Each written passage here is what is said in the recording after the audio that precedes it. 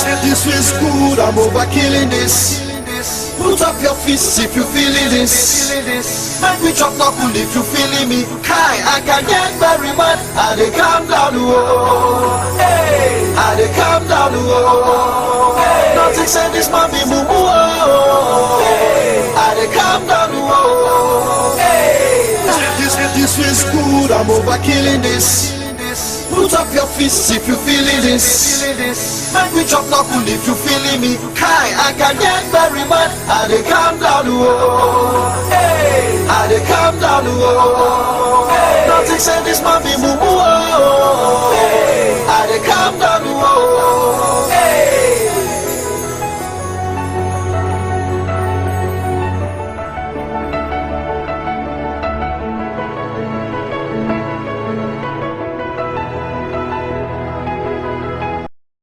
What's happening, what's cracking, what's popping? It's your boy BankyW, and I am live on the Yemoja show. Really, I'm not lying. Look, see?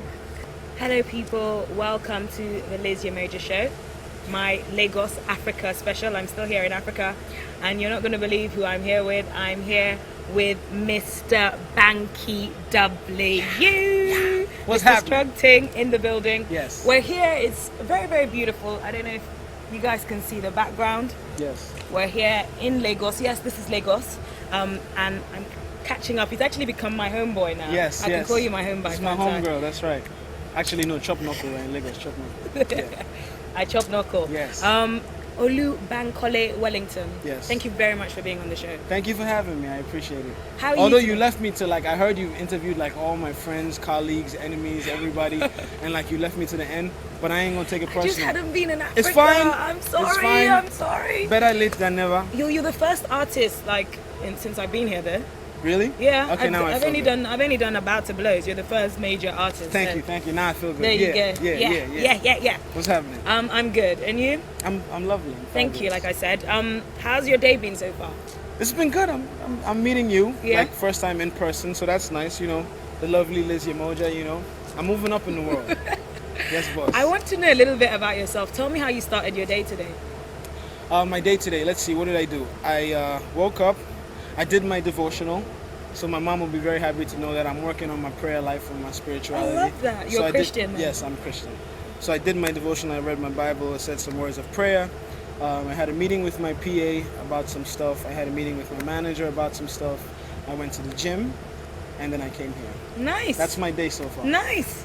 Not a bad day. No. It's kind of afternoon, isn't it? Yeah, so we still got some stuff to do. Exactly. But, shout out to EME Records, the whole team. Shout out to EME Records. Yes. From Yemoja. Yeah. What's happening? Great. Okay, so we're here and we're gonna talk about the music. Okay.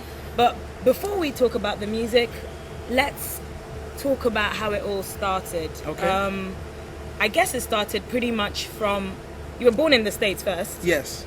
Then you came here. Yes. And it started here as a little young choir boy. Right. Well, yes. So I was born in the States, and then around the age of 5 years old, I moved back to Nigeria. Okay. Where did you live in Nigeria? In Nigeria, I lived when I moved back. We lived in Akoka. Okay. Which, so for the record, no, I didn't live in Ebutemeta. I'm sorry. Although you misled some people. I lived in Akoka though, which is really right around the corner. Okay. And then I also lived in Surulere for a little bit, Ikoyi for a very little bit, and then Ilupeju, and then I moved back to the States. But not Ebutemeta. No. But that shout out to everybody. Period. Everybody. Okay. Yeah. And then when did you kind of discover the talent? Well, I don't remember when I started singing, but I just know something I was always able to do. Right from when I was young, I was always singing in a choir or a musical group. But how did you get into the choir? Was it just everyone? I don't know. I mean, it was just it was a natural, I guess, I was naturally drawn and attracted to music, whether it was listening to it or singing or performing or whatever the case may be. So I think pretty much at every stage in my life, I've always been heavily involved in music. So whether it was in school, playing in a band and in the choir, or end of year activities and performing my little Michael Jackson routine or whatever. Oh, yeah, imagine a little BankyW. Actually, there's a picture of me online. I don't know, I must have been 3 or 4 years old, and I was trying to do a little Michael Jackson step. Bless you. My mother actually sent it to me, and she goes, I guess some things were meant to be. So yeah. So I've been kind of involved. You mentioned your mom twice already. I love my mama. I'm a mama's boy. Officially, yes. I am not ashamed. I'm a mama's boy. How many of you does she have? 5. Wow. And I'm number 3. Okay. Yeah. So not in the middle. Yeah. They always say the middle kids are the ones that are a bit confused there because they're not that important or they're not. No. The way I look at it is like in the middle, nobody's really paying attention to you. So you can fly under the radar, do whatever you got to do, and nobody won't even notice because, you're not the oldest, so there's not all that responsibility. You're not the youngest, so you're not spoiled. You're just like... floating along. Yeah.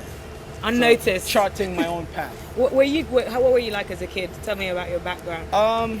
Well, like I said, I grew up essentially from when I was 5 to when I went back to the States in Nigeria. So it was fine. I was surrounded by my siblings and my family, and I think I have the best family in the world. So it was good for me growing up.